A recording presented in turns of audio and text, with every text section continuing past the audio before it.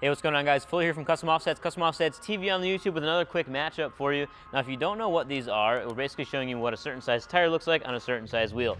Now, this one right off the bat you're noticing is very stretched, and this is a very small tire on a decently large wheel. So I have to tell you that this is not recommended. I wouldn't recommend putting this on here. So this is a 255/35 R20 mounted on a 20 by 12 -51 ARKON off-road Lincoln.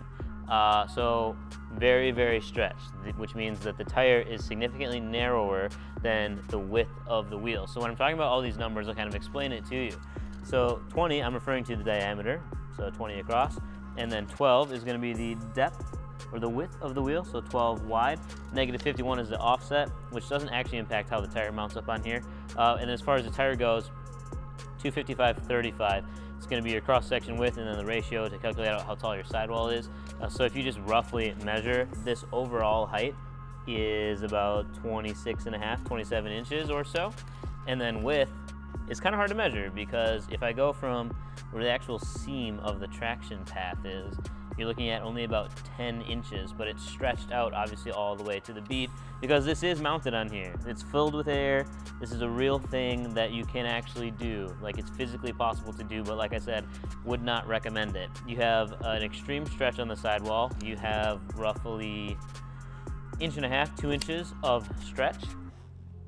So there's no sort of bulge. There's no protection for the actual rim of your wheel.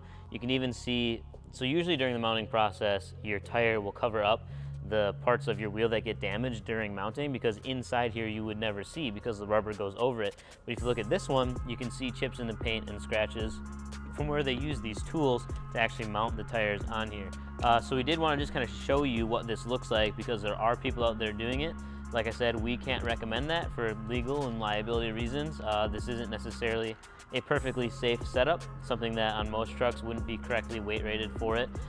This particular guy actually just made an error in selecting what he wanted, but the order came through, so we mounted it up anyway, and then we called them up and we were like, are you sure you want that? And the answer was no, I do not want that. So we're getting that resolved for him, but we still wanted to show you guys what it looks like when you stretch a super skinny tire on a super wide wheel.